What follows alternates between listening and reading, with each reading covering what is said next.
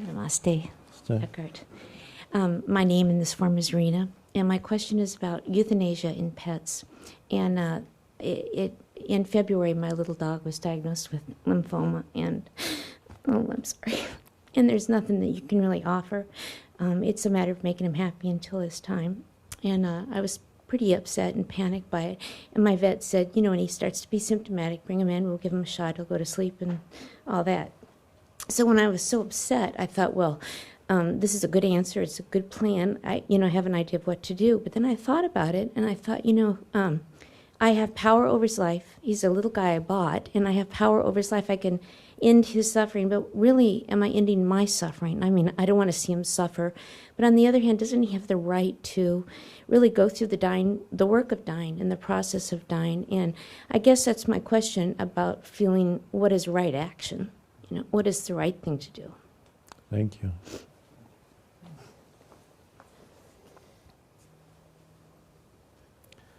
Answers to questions like that are difficult to find when you start thinking about it, because,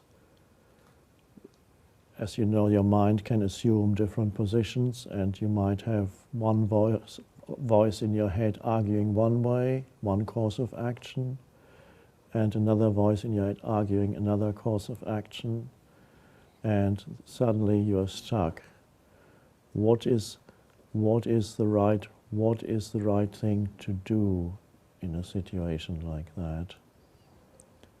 And so the answer always has to come from within you, but you have to go beyond the mind that is putting forward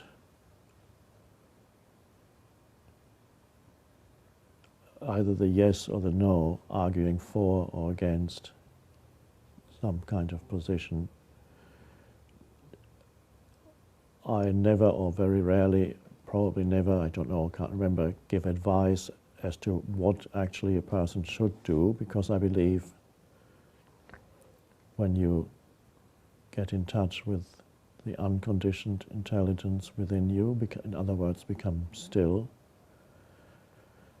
then the answer will come through you. It may not come the very first time, but it may come the next time, and as you take it into stillness.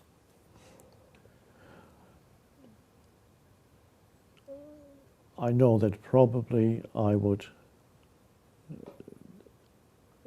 if our dog were suffering, I would probably be inclined to, if there were no way beyond the suffering, and if I were sure that the animal is actually in intense suffering, I would probably feel the compassionate thing to do would be to end the suffering. But that is every individual's decision, but not so much decision, but it has to come from a deeper place where it's not a decision, it's a knowing. And any individual case, animals and pain is a strange thing. Animals are very much surrendered to pain. When we took our dog to the vet a couple of months ago, the vet discovered a broken tooth and said, oh, she must have had this broken tooth for quite a long time and probably had a toothache for several months. Never knew it. The only thing we knew that she wasn't interested in chewing bones anymore. And the vet also said it's amazing how animals can be with pain where humans would complain and all kinds of. Humans, of course, have a psychological level of suffering on top of the physical suffering. There's an entity that comments and resists, feels sorry for itself, and all those things. So animals have capacity for surrendering to pain, but also animals are surrendered in death also. The same way that animals don't make life into a problem, they don't make death into a problem either. There's something in animals that knows, that is connected with the the life itself, and so they know in some non-conceptual way they are rooted in being, so they don't have that fear of death that humans have.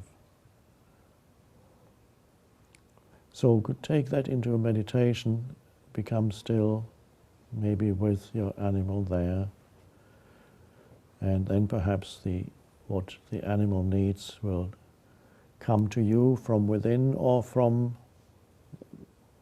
the animal itself. And then the painful decision-making process then no longer determines what action you do.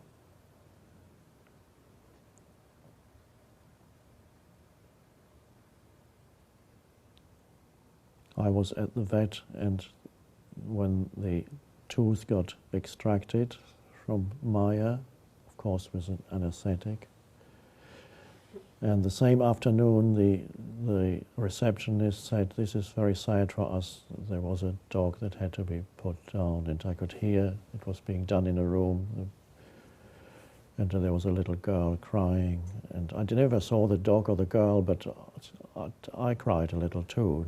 I didn't even know the dog or the girl that cried, but that's how it is. The end of form comes to all beings, including ourselves. So becoming familiar with death is a good thing, so that when death comes to someone close to you, and even a dog. Some people who don't have animals, they say, how can you make such a fuss about an animal? But there is a deep, very deep connectedness with that being. It's not only that being, because through that being you sense the entirety of being. And so that is not something you can lose. That remains untouched by death. So in a way, don't believe that you lose that. That would be very painful. In a way, the dog is only an opening for that, as are you. Thanks.